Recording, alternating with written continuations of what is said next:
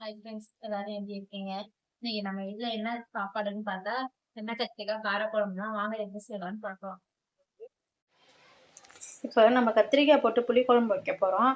அதுக்கு ஒரு 20 சின்ன வெங்காயமும் ஒரு பெரிய வெங்காயமும் ஒரு 10 15 பல்லு பூண்டும் ஒரு 2 தக்காளி சின்ன தக்காளியும் கத்திரிக்காய் ஒரு 6 கத்திரிக்காய் ஒரு சின்ன எலுமிச்சம்பழம் சைஸ் புளி ஊற வச்சுருக்கேன். வாங்க இப்போ எப்படி செய்யலான்னு பார்க்கலாம். நம்ம குழம்புல போடுறதுக்கு முன்னாடியே கத்திரிக்காயை இப்போ நம்ம எண்ணெயில் வதக்கிக்க போகிறோம்.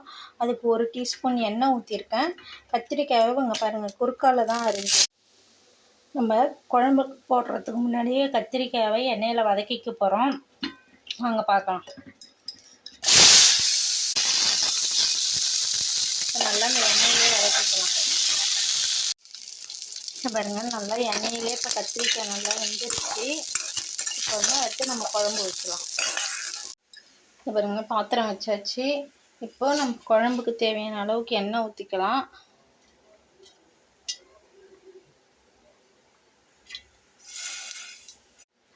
எண்ணெய் நல்லா சூடாகிடுச்சு. இப்போ நம்ம 1 டீஸ்பூன் வெந்தயம் சேர்த்துக்கலாம்.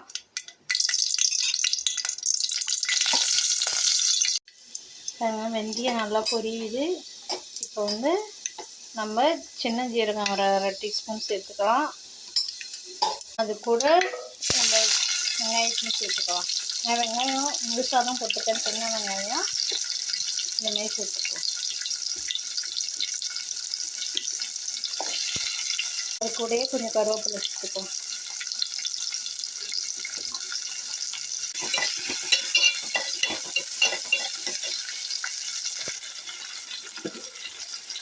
கொஞ்சம் தேவையான அளவுக்கு உப்பு சேர்த்துக்கலாம்.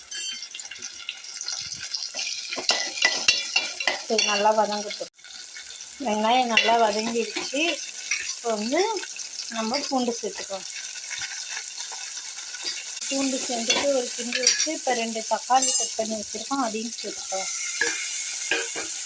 இப்போ தக்காளி நல்லா நசுக்கிட்டோம். அதுக்கு நம்ம புளி கரைச்சிட்டு வந்துடலாம். பாருங்க, நான் ஒரு சின்ன எலுமிச்சம்பழம் சைஸில் புளி ஊற வச்சா அதை கரைச்சிடலாம். பாருங்க, நான் புளி கரைச்சிட்டேன். இப்போ அதிலே தேவையான அளவுக்கு தண்ணியும் ஊற்றிட்டேன். இப்போ அதில் நம்ம வீட்டு குழம்பு மிளகாத்தூள் சேர்க்க போகிறோம்.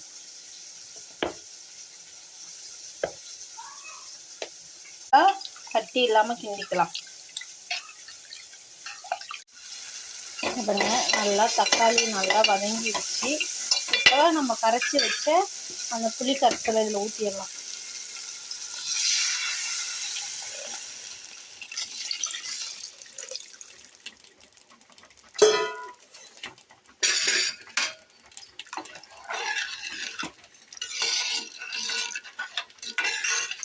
இதை நல்லா கிண்டி விட்டு உப்பு காரம்லாம் கரெக்டாக இருக்கான்னு பார்த்துட்டு ஒரு 10 நிமிஷம் நல்லா கொதிக்க விடுவோம். குழம்பு நல்லா கொதிக்குது. இப்போ அதில் நம்ம இந்த வதக்கி வச்ச கத்திரிக்காயை சேர்த்துக்கலாம்.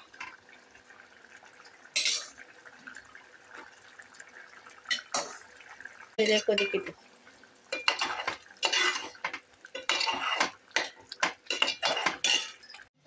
குழம்புக்கு தேவையான அளவுக்கு தேங்காய் எடுத்து வச்சுருக்கோம், அரைச்சிக்கலாம். வாங்க, குழம்பு நல்லா இப்போ கொதிக்குது. அதில் நம்ம அரைச்சி வச்ச தேங்காவை சேர்த்துக்கலாம். இப்போ தேங்காவை சேர்த்து ஒரு 10 நிமிஷம் நல்லா கொதிக்கட்டும், கிண்டி விட்டுப்போம். பாருங்க, காரக்குழம்பு ரெடி ஆகிடுச்சு. சுவையான கத்திரிக்காய் காரக்குழம்பு ரெடி ஆகிடுச்சு. சரி, இன்னைக்கு நம்ம எண்ணெய் கத்திரிக்காய் குழம்புக்கு நம்ம சொரக்காய் பொரியல் தான் செய்ய போகிறோம். மல்லாட்டை பயிரை அரைச்சி செய்யலாம். வாங்க எப்படி செய்யலாம்னு பார்க்கலாம்.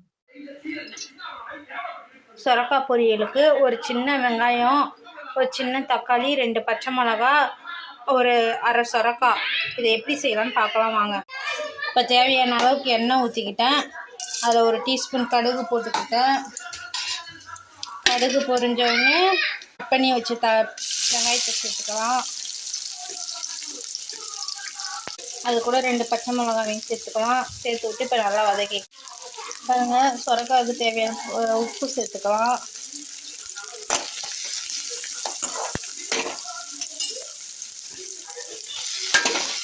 அது கூட ஒரு சின்ன தக்காளி சேர்த்துக்கலாம். நல்லா இப்போ கிண்டி விடுவோம். பாருங்க, தக்காளி நல்லா வதங்குது. இப்போ அதில் ஒரு அரை டீஸ்பூன் மஞ்சள் தூள் சேர்த்துக்கலாம்.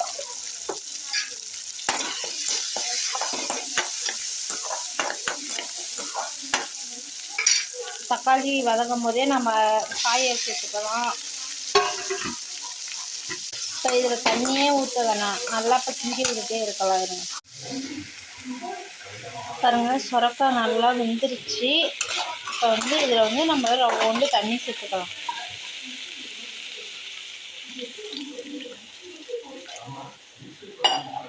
அவ்வளோதான், சும்மா காய் முழுகிற அளவுக்கு தண்ணி சேர்த்துக்கலாம். ஒரு 2 நிமிஷம் நல்லா வேகட்டும். சுரக்காவுக்கு இப்போ நம்ம அரைச்சி ஊற்ற போகிறோம். அதுக்கு வந்து 2 பட்டை மிளகாவும் 4 மல்லாட்டை பயிரும். நாங்கள் அரைச்சி ஊற்றுறேன். பாருங்க, சுரக்காய் நல்லா வெந்துருச்சு. நம்ம ஊற்றின தண்ணியே இல்லை. பாருங்க, என்ன சேர்க்கணும், நம்ம மல்லாட்டையும் பட்டை மிளகாவையுமே அரைச்சி அது சேர்த்துக்கலாம். அதில்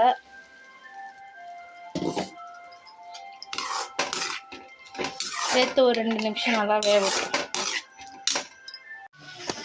பாருங்க, சூப்பராக சுரக்காய் பொரியல் ரெடி ஆகிடுச்சு. இது வந்து சாதத்துக்கு தொட்டுட்டு சாப்பிட்லாம், சாதத்தில் போட்டு பிசைஞ்சு சாப்பிட்லாம். அவ்வளோ ஒரு சூப்பராக இருக்கும். இதில் வந்து நம்ம கொஞ்சோண்டு கருவேப்பிலை தூவி இறக்கிடலாம். அவ்வளோதான், சூப்பரான சுரக்காய் பொரியல் ரெடி ஆகிடுச்சு. இந்த பாருங்க, இப்போ வத்த பொரிக்க எண்ணெய் ஊற்றிருக்கேன். இப்போ வத்த பொரிச்சுக்கலாம் புளிக்குழம்புக்கு.